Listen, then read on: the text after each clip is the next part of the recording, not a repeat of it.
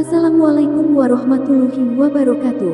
Allahumma sholli ala Sayyidina Muhammad wa ala ali Sayyidina Muhammad. Pemirsa yang dirahmati Allah, marilah kita simak ceramah dari Buya Ar-Razi Hasyim dengan tema Banyak Zikir Tapi Terhijab oleh Allah. Sebelumnya marilah kita perbanyak sholawat minimal 1000 kali sehari, agar hidup kita penuh barokah dan mendapatkan syafaat kelak. Jangan lupa berikan dukungan kepada channel kami dengan memberikan super thanks seikhlasnya. Marilah kita doakan agar Buya Ar-Razi Hasyim dan keluarga diberikan kesehatan dan kebahagiaan dunia dan akhirat. Amin ya robbal alamin. Qala Ibn Athaillah Sakandari Qadasallahu sirrahu, Imam Ibn Athaillah yang wafat tahun 709 Hijriah mengatakan, Ma taraka minal jahli syai'an. Jadi ciri-ciri orang yang tidak kenal Allah ini ada di sini. Kita kenal Allah atau tidak? Nanti dijawab di sini. Ma taraka minal jahli syai'an. Tidaklah seorang hamba meninggalkan lingkaran kejahilan. Apa ciri-cirinya? Selama man arada an yuzhira fil waqti ghayra ma azharahu Allah fi. Selama hamba itu menginginkan sesuatu terjadi sedangkan Allah belum menginginkannya. Artinya keinginan dia tidak selaras dengan keinginan Allah. Saya mau tanya dari hati paling dalam, Pak, ini iman kita. Virus Corona, COVID-19 ini kehendak Allah atau bukan? Kehendak Allah, berarti Ahlus Sunnah sudah. Yang mengatakan bukan kehendak Allah bukan Ahlus Sunnah. Ya, kita sebut Qadariyah, bukan Qadiriyah. Ya. Qadiriyah pengikut Syekh Abdul Qadir Jilani Ahlus Sunnah. Kalau Qadariyah yang menolak takdir, pengikut Amr bin Ubaid, dia dulu pernah belajar kepada Sayyidina Hasan al-Basri, muridnya Ali bin Abi Thalib juga. Jadi Hasan al-Basri murid Ali, punya murid Amr bin Ubaid, tapi berkhianat kepada gurunya, namanya Amr bin Ubaid. Sehingga Ibnu Umar mengatakan, Inni bari'um minhum, aku terlepas daripada mereka. Bahkan Al-Haris Al-Muhasibi yang punya ayah Qadariyah, dia tidak mau menyolatkannya karena bagi dia kafir, menolak rukun iman yang ke-6. Ada sampai begitu ya. Tapi Imam Abul Hasan Al-Ash'ari mengatakan tidak sampai kafir, dia cuma sesat, dolal. Ya, wallahu ta'ala alam. Jika memang virus ini, bahkan mungkin setelah 2 tahun, 3 tahun kita lagi asik-asik, tenang-tenang, udah bebas, sudah dapat vaksin, muncul lagi, siapa tahu. Kita kan nggak ngerti ya. Tapi dari prediksi orang-orang yang sudah biasa berhadapan dengan ini, mereka mengatakan nanti juga akan ada lagi.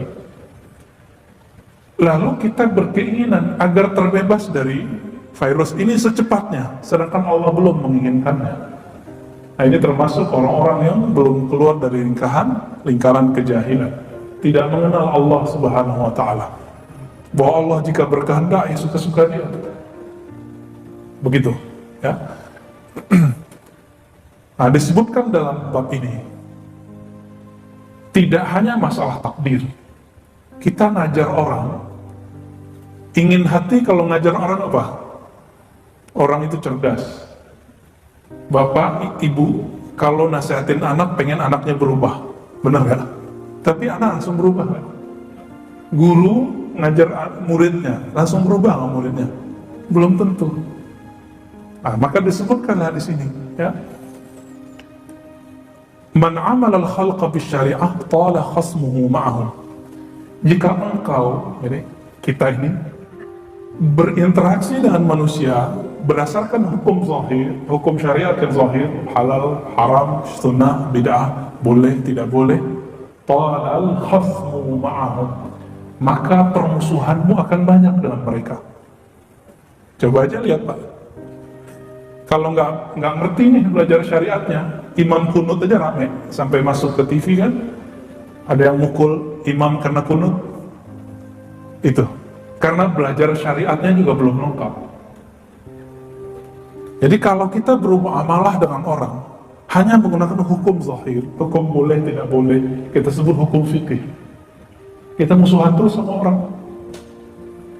Bagi mazhab yang mengamalkan hadis Bukhari bahwa Nabi SAW melarang memanjangkan sarung di bawah mata kaki, melihat imam kita di bawah mata kaki, itu nyeseknya bukan main itu. Ya, wah imamnya ahli bid'ah nih. Sebaliknya, para imam yang mengerti hadis ini membaca hadis Bukhari juga bahwa Nabi pernah sholat sarungnya di bawah mata kaki. Ya ketawa ngeliatin orang yang celana dan sarungnya jingkrang. Akhirnya sama-sama bermusuhan. Maka beliau kasih jalan keluar. Apa jalan keluarnya? Wa man amalahum bil haqiqah hadzarahum.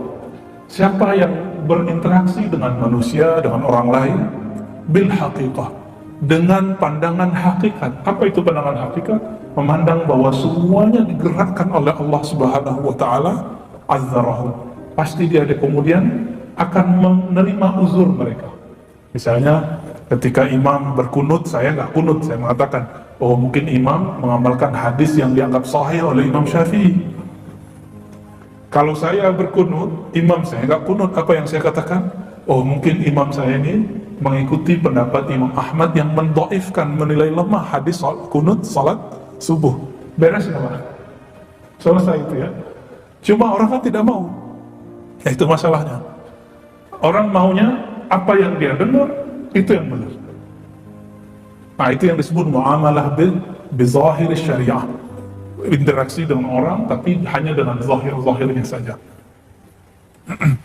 Lalu ditambahkan di situ, wal wajib ay yu'amilahum fi zahir bisyari'ati fayudzakiruhum.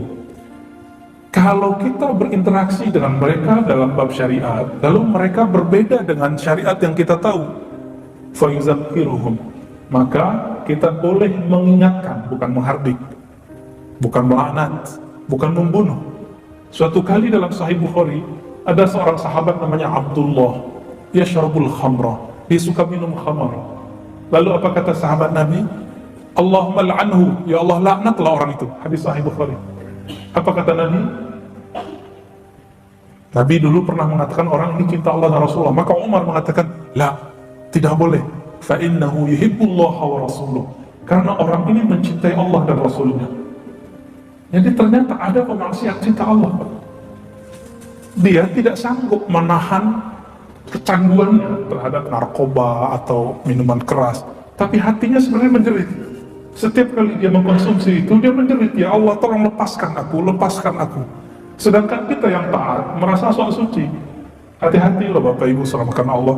Ayat yang tadi dibaca oleh imam kita itu menyindir kita semua. Ayatnya tentang apa? Kisah iblis merasa sok suci. Iblis itu tercipta dari api dan Allah kasih mandat untuk menjaga surga. Disebut Haris atau Azazil. Azazil artinya hamba Allah yang mulia. Apa yang dia lakukan di surga? Dia bertapa, dia beribadah, berkhalwat. Udah mulia api, jaga surga, ibadah ribuan tahun. Coba lihat. Tapi dengan ibadahnya dia dan diciptakannya dari api, dia merasa dirinya lebih mulia dari Adam yang dari tanah. Jadi orang merasa taat itu gelap tuh hatinya. Maka dalam agama kita diajarkan ada dua hijab yang membuat kita terhalang untuk memandang keindahan Allah Subhanahu wa taala. Itu ada dua hijab. Yang satu namanya hijabul zulmah, hijab kegelapan, itu maksiat. Yang kedua hijabul anwar, hijab cahaya. Hijab cahaya itu ditandai dengan taat, sedekah, tahajud, sholat jamaah, pengajian, penampilan-penampilan sunnah, pakaian-pakaian syar'i. Itu hijab Pak. Hijab apa? Kalau saya merasa soleh, saya terhijab. Apa arti hijab? Terhalang dari Allah Subhanahu wa ta'ala. Kalau saya merasa suci dengan taat itu, hijabnya bertambah lagi. Nah, ini yang terjadi pada iblis. Maka iblis itu udah diabadikan ya, laknatullah alaih, Allah melaknatnya. Adapun yang kedua, hijab zulmah, hijab kegelapan tadi. Hijab kegelapan ini ketika orang maksiat. Tapi ingat, maksiat itu jika membuat orang sadar kepada Allah, hina kepada Allah, itu lebih baik daripada dia seperti iblis taat ribuan tahun tapi merasa lebih suci. Namun yang afdal, yang ideal, dia taat dan tidak kena hijab. Nah, itu siapa? Nabi Muhammad sallallahu alaihi wasallam. Ya. Nabi Muhammad tidak ada penghalangnya dengan Allah kecuali qaba qausaini au adna, seperti dua busur panah saja. Nabi Adam masih banyak, Nabi Nuh masih panjang, Nabi Musa juga tebal, apalagi kita. Ya, apalagi kita. Bapak Ibu yang melakukan Allah, maka setiap kali kita memandang makhluk, kita pandang makhluk nih, bermuamalah dengan syariat boleh nggak? Boleh, untuk mengingatkan dia.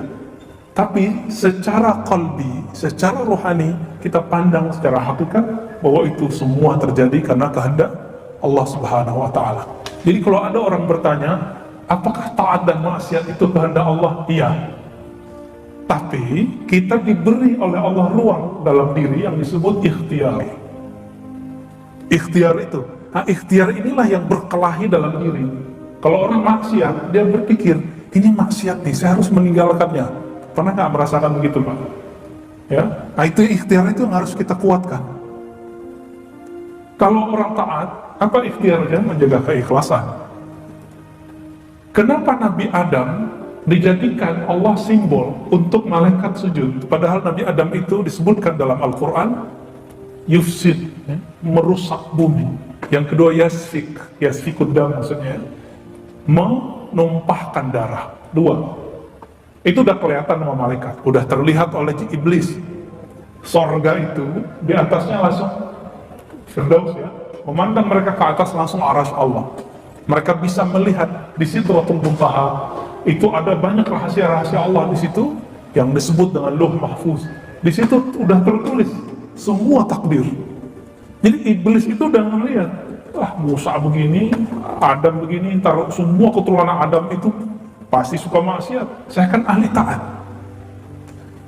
Ya, ini rasis, ya. Jadi ada rasis dalam diri iblis.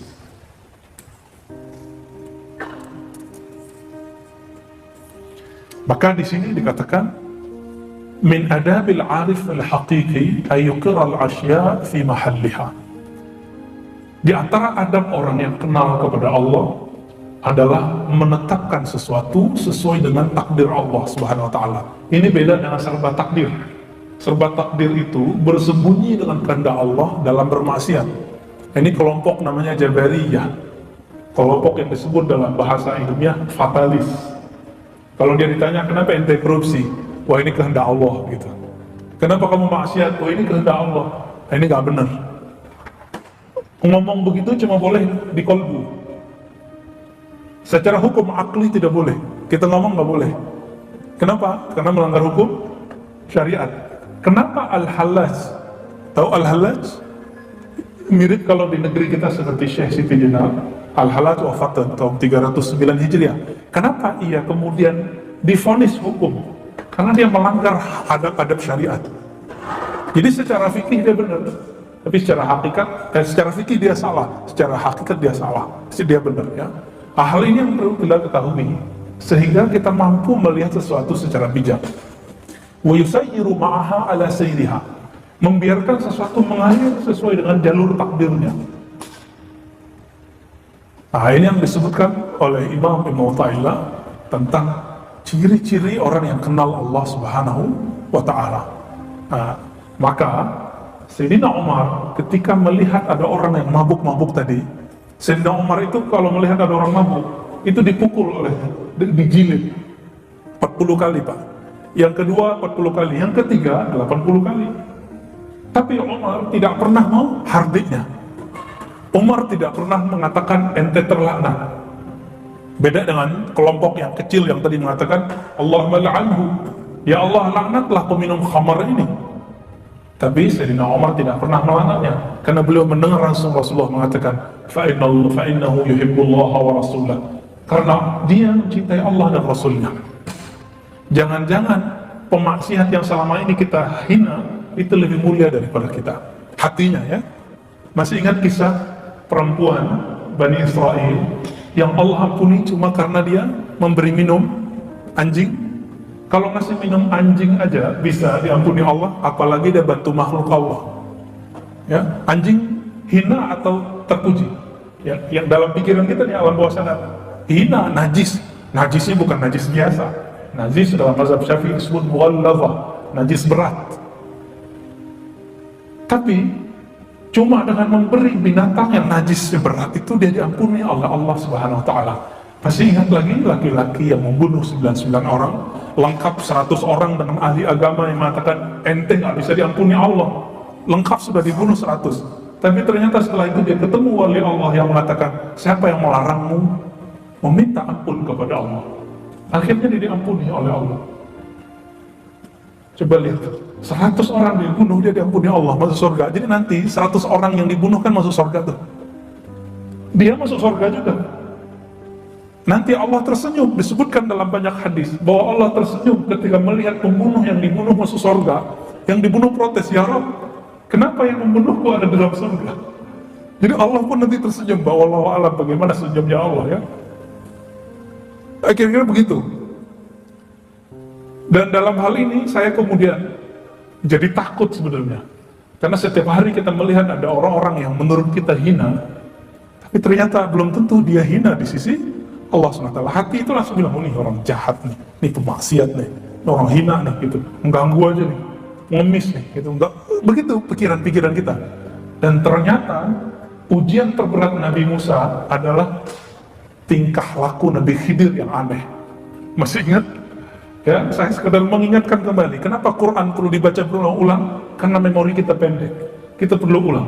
Masih ingat Nabi Khidir membunuh orang? Zahirnya jelek ya, secara syariat, tapi hakikatnya, jadi Nabi Khidir bertugas sedang mengajarkan ilmu hakikat ke Nabi Musa. Itu sebenarnya. Lalu yang kedua ngapain? Merusak kapal. Secara syariat, merusak kapal orang lain haram gak? Tapi kalau nggak dirusak, semua penduduk kampung itu yang laki-laki mati semua antara esok. Berarti perempuan-perempuan janda semua, anak-anak jadi yatim semua. Cukup dengan merusak sedikit kapal, satu kampung beres, satu kampung selamat. Itu ilmu hakikat. Kalau yang tadi anak dibunuh, kalau dia besar, dia pasti membuat orang tuanya kufur. Nah, tadi disebutkan dalam ayat yang dibaca imam kita tadi. Ya. Perintahnya ada begitu ya. Maka sertailah mereka fil amwali wal aulad, dalam mencari harta dan menafkahi anak-anak. Tuh. Jadi memang tugasnya iblis itu ngurusin kita, ngerecokin kita dalam nyari duit. Yang kedua, urusan anak, karena itu nggak bisa hilang, Pak. Banyak orang hilang idealisnya, hilang kemurnian kalbunya cuma karena dia ingin menafkahi anaknya yang nangis-nangis minta duit atau minta kuliah, minta beli ini dan itu. Kita lanjut teksnya supaya nggak keluar dari teks ini. Maka ada sebuah asar ya, hadis qudsi, Allah Subhanahu wa taala berfirman, "Man lam yarda biqada'i." Siapa yang tidak ridho dengan takdirku, wa lam yasbir ala bala'i, tidak mau tahan terhadap bala bencana yang aku turunkan termasuk virus sekarang, falyakhruj min tahti samai, maka keluarlah dari kolong langitku, waliyattakhir rabban siwai, dan carilah Rabb Tuhan selainku. Bisa nggak nyari Tuhan selain Allah, Pak? Udah nggak bisa lagi kita ya. Maka Imam Abu Utsman Ad-Darani mengatakan, "Mundu 40 sanah ma aqamani Allah Ta'ala fi halin fakarihtuhu." Jadi beliau selama 40 tahun melatih kalbunya. Apa kata Imam Ad-Darani? Aku melatih kalbuku selama 40 tahun agar tidak pernah berburuk sangka atau merasa hebat sendiri ketika mengalami sesuatu takdir. Beliau nggak pernah. Baik buruk, senang, susah, beliau kemudian mencoba untuk ridho. Bapak Ibu yang hidup di zaman ini nyesal nggak dengan adanya corona? Kok saya masih hidup gitu? Kita takut-takutin, ntar 2023, 2024 kali ada lagi virus lebih gede, gimana? Serem nggak tuh? 2024 nanti kan ada kontestasi pemilihan umum lagi, itu lebih serem lagi Pak nanti itu. Kemarin 2019 kelihatan seremnya gimana? Nanti mungkin 2 kali lipat dari itu, cuma dengan formulasi yang berbeda. Kita kan nggak tahu. Karena emang Nabi sudah mengabarkan di akhir zaman itu, ya huru hara tambah besar. Tambah besar, Pak. Ini nggak tahu nih, masjid ini kalau direnov, nggak selesai sebelum 2023, 2024, saya nggak yakin selesai, Pak. Saya nggak yakin selesai. Ini corona aja kita udah kayak seok-seok udah, ya. Gimana Pak pengurus?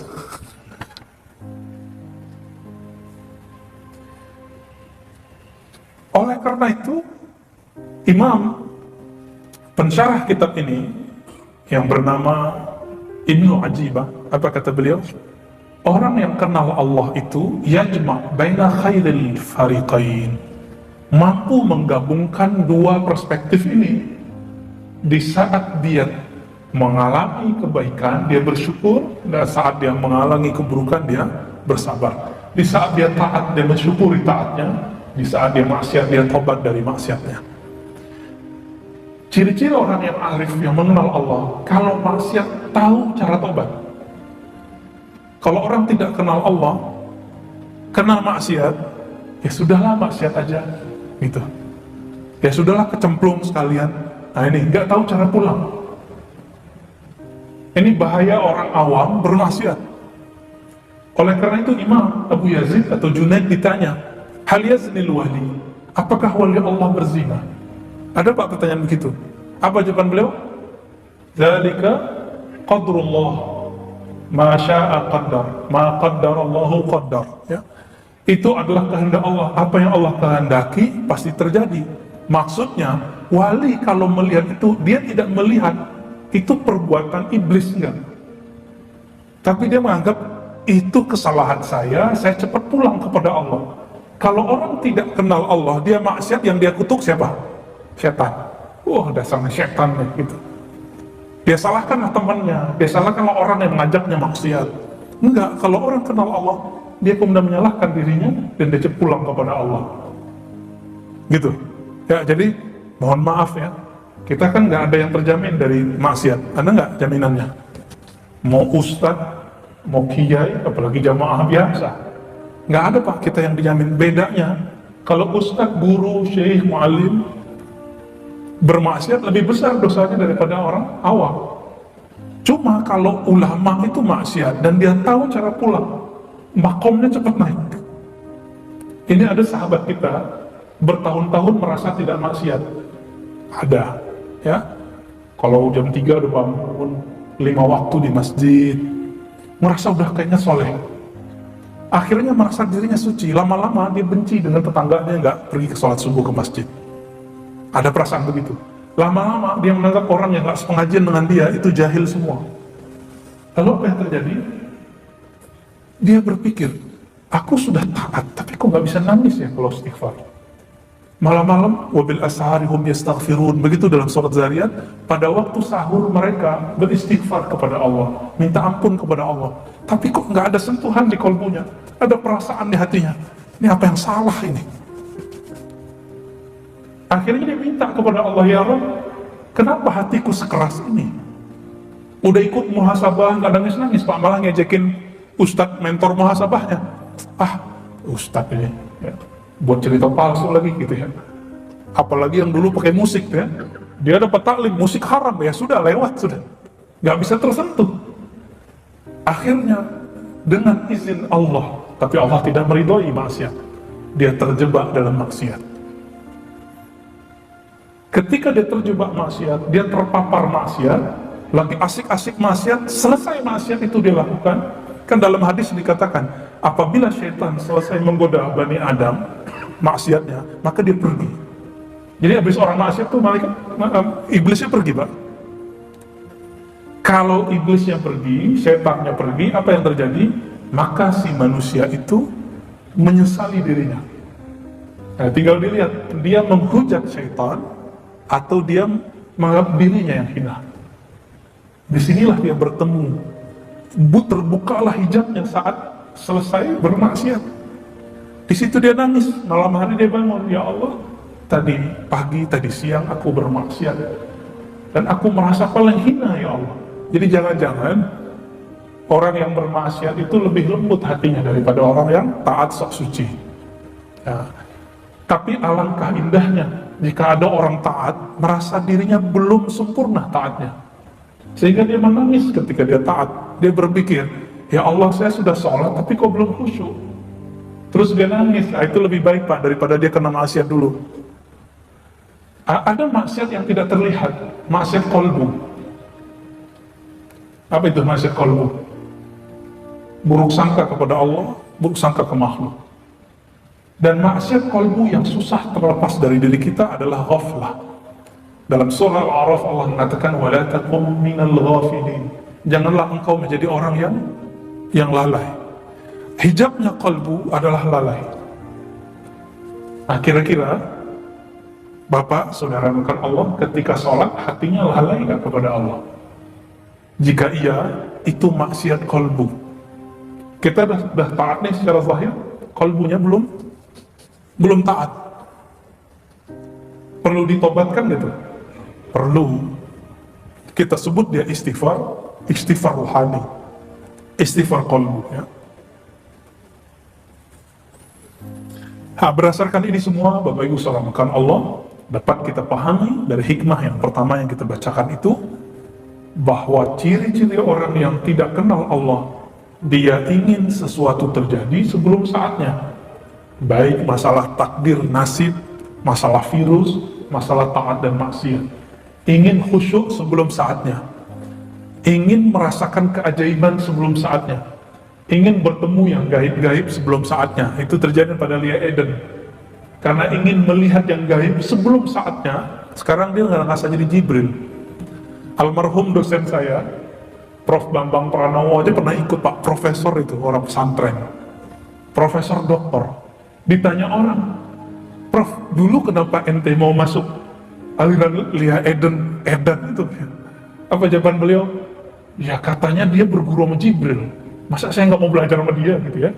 Mau berguru sama muridnya Jibril. Sekarang ternyata lebih aneh. Merasa dirinya Jibril, dirinya Maryam, dirinya Isa. Kayaknya kemasukan jin Yesus kayaknya. Padahal Yesus nggak gitu-gitu amat ya. Nah, kita masuk ke hikmah yang berikut. Syuruknya jam berapa? 5:05 ya, oke dikit lagi deh. Hikmah yang berikut. Ihalatukal a'mal ala wujudil faragh min ru'unatin nufus. Ciri-ciri orang yang jiwanya kacau, ru'unatin nufus. Kita ini kacau apa enggak nih? Kalau tadi ciri-ciri orang tidak kenal Allah, sekarang nafsiyah, sisi basyariah, sisi manusiawi kita kacau atau normal? Apa ciri-cirinya? Ihalatul a'mal inda wujudil faragh. Menunda-nunda amal soleh sedangkan ada waktu luang. Mohon maaf, selama COVID ini banyak waktu luang atau tidak? Banyak ya? Banyak kerja dari rumah atau kerja di mana? Kita kalau kerja di kantor itu harus kena macet dulu ya. Pulang macet lagi. Ini enggak, Pak. Capeknya udah hilang. Lalu dulu kita ngomong, nanti kalau saya pensiun, kalau liburan, saya mau tahajud deh, mau khataman Quran. Mana tuh? Cita-citanya dulu tuh mana gitu. Jangan diundur lagi Pak, mumpung COVID masih ada, coba deh buat sholat sunnah jamaah di rumahnya, ya, hidupkan sholat tasbih di rumahnya. Sudah tahu cara sholat tasbih ya? Tanya ke guru-guru kita atau imam kita nanti, apa cara sholat tasbih? Itu sholat betul-betul berkah sekali. Oh Ustadz, kata orang itu bid'ah. Loh, bid'ah dengan hadis dhaif beda.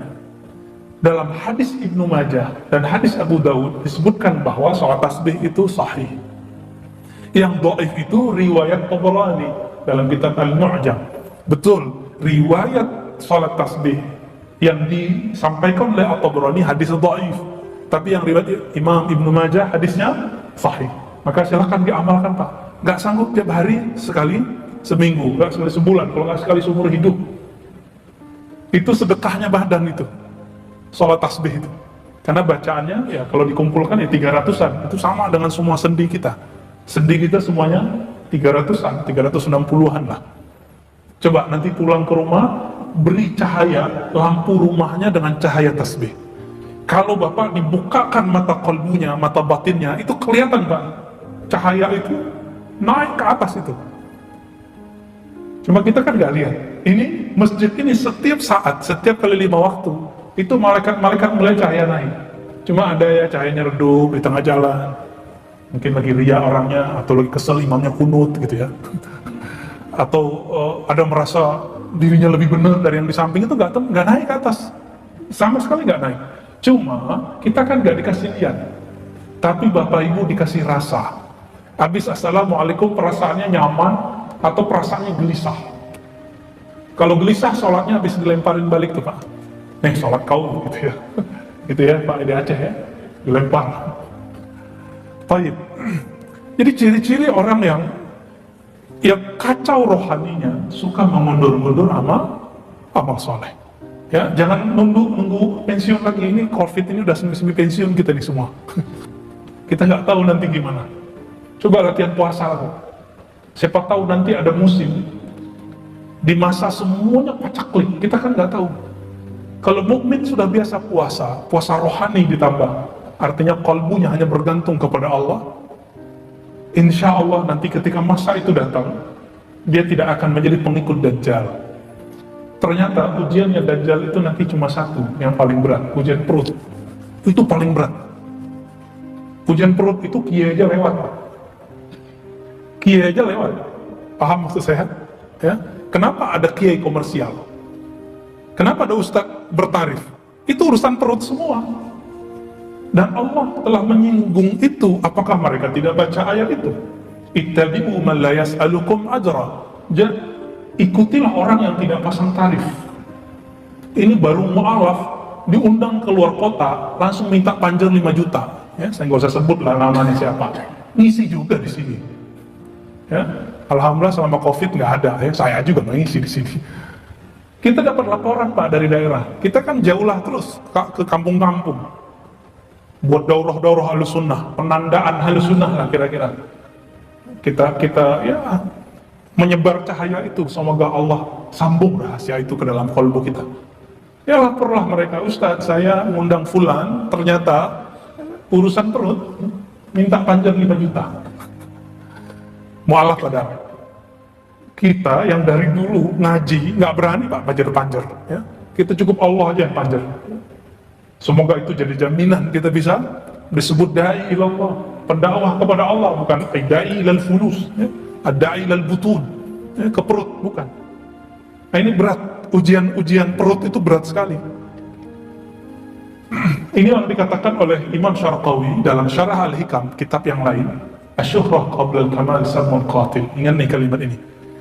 Populer, terkenal sebelum matang rohaninya, itu bisa membunuh kalbunya. Nggak punya hati nanti. Nggak punya hati sama sekali. Jadi kalimat Imam Natta'illah ini menyindir kita semua supaya kalau taat jangan diundur-undur. Kalau mau khatam Quran jangan diundur-undur. Kalau mau ngaji Pak sekarang jangan diundur-undur. Ngaji itu sekarang yang dicari bukan ngaji yang banyak amalnya nanti, tapi ngaji yang membuat kita mengenal siapa yang kita sembah. Inilah penutup kajian kita pada pagi ini sebelum ada tanya jawab. Ada tanya jawab apa? Ada ya? Wa ma khalaqtul jinna wal insa illa liya'budun. Terjemahan biasa orang apa? Tidaklah aku ciptakan jin manusia kecuali untuk menyembahku. Itu terjemahan harfiah. Coba kita lihat terjemahan ilmu ma'rifatullah yang diwariskan oleh Sayyidina Ibnu Abbas radhiyallahu ta'ala anhuma. Apa kata beliau? Wa ma khalaqtul jinna wal insa illa liya'rifun. Tidaklah Allah menciptakan jin dan manusia kecuali untuk mengenal yang disembahnya. Saya mau tanya Pak, udah kenal belum dengan siapa yang kita sembah? Oh ya, guru saya dulu ngajarin kita sembah Allah, kita sama Allah. Kalau begitu kita disebut abid, ahli ibadah aja. Dari tadi kita menyebut arif, abid. Apa beda abid dengan arif?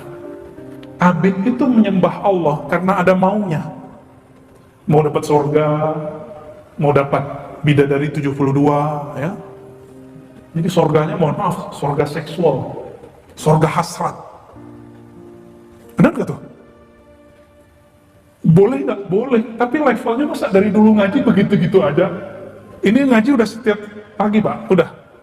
Belum, baru Sabtu Minggu, Sabtu Ahad. Baru 2 hari seminggu ya. Tapi kalau hari biasa kan 2 kali sehari.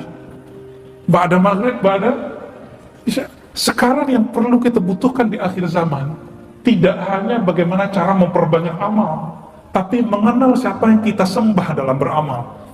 Nanti kalau sudah sampai pada ma'rifatullah, dijamin Pak, kalau nanti datang si Dajjal pembawa fitnah itu, kita nggak akan berubah. Tapi kalau ahli ibadah aja, nanti hidup di masa Dajjal, mending Bapak minta meninggal sebelum itu ya. Nggak akan kuat.